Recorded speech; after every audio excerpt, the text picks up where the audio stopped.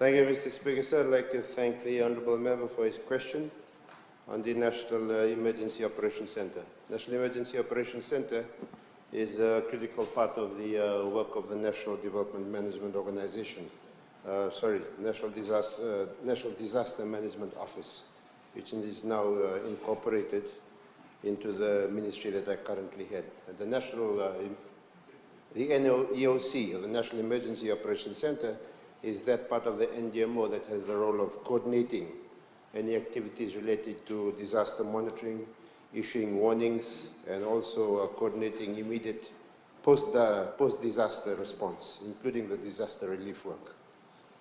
So it obviously needs to be manned on a 24-hour basis whenever there's a disaster in place, and it carries out its functions according to its standard operating procedures, and it works in tandem with the divisional emergency operations centers and also the district-level emergency operations centers that will be in operation across the country. The National Emergency Operations Centre has been fitted with ordinary furniture and fixtures in the past.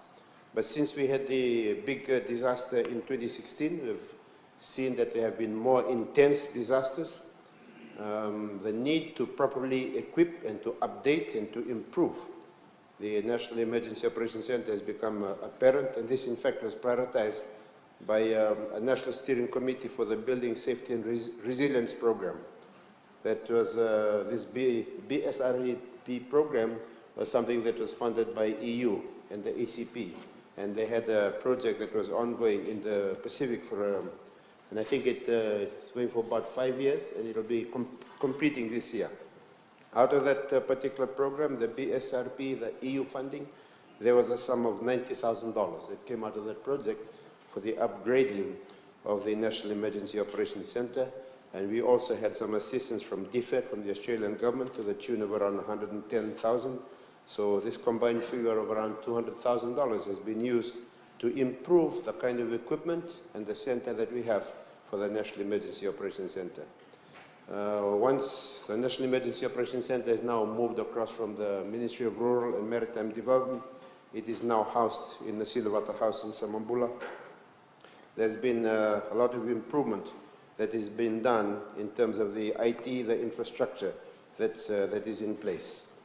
The IT infrastructure upgrade to its existing systems. There's now a strong connectivity between the systems that we have there with other existing systems that we have in the country, such as the Fiji Maritime Surveillance and Rescue Coordination Program that is currently handled by the Navy down in, I forgot what the name of that place is, across the harbor, Tongaleu.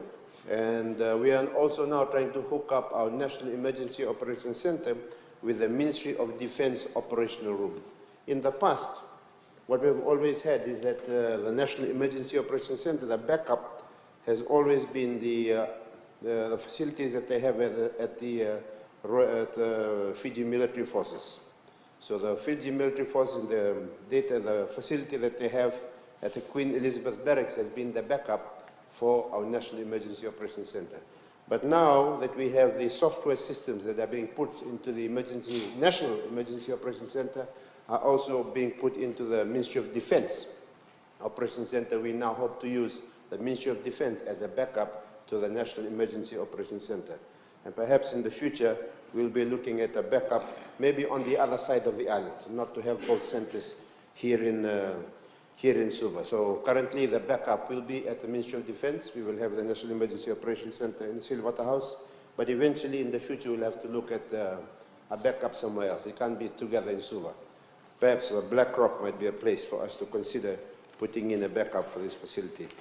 Also, as part of the facility now, the National Emergency Operations Centre now has direct connectivity to the Fiji Meteorological Services.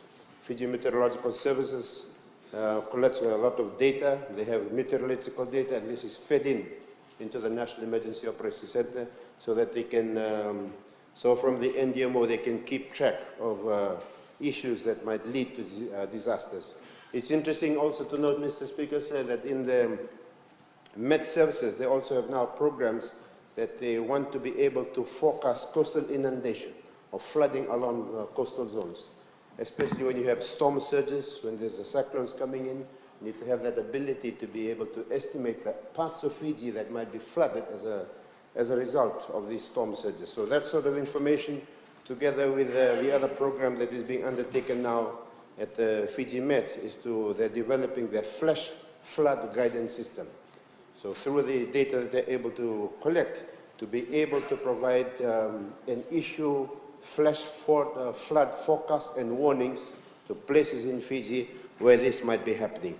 So that connectivity is being established in the National Emergency Operations Center. Also, as part of the Emergency Operations Center, they are developing their geographical GIS sort of systems. There's been an allocation of a GIS workstation within the NEOC. This will aid in mapping and geospatial analysis of data needed to help in disaster response planning for the NDMO. And we are looking forward to all of this work to further boost and enhance the vital work of the National Emergency Operations Center. So currently we have the work that is being done by the Navy in terms of search and rescue, the work that is being done at the National Emergency Operations Center, housed in the Nasilevata House. We have the Operations Center in the Defense, Ministry of Defense. So all of these will be speaking to each other. So as we get into the disaster, cyclones are around the corner for us. We're in the zone now where cyclones are happening. We know that right now there is a Category 5 cyclone that is happening in the Bahamas. We hope that nothing like that will occur here in Fiji. But we're looking forward to the National Emergency Operations Center and its upgrade. And I must give a lot of credit to my predecessor, Honorable Sero Ratu, who was at the forefront of spearheading the development and improvement of our National Emergency Operations Center, so that if disasters do happen, we should be in a position to be able to manage it for the betterment of the people of our country. Thank you, Mr. Speaker, sir.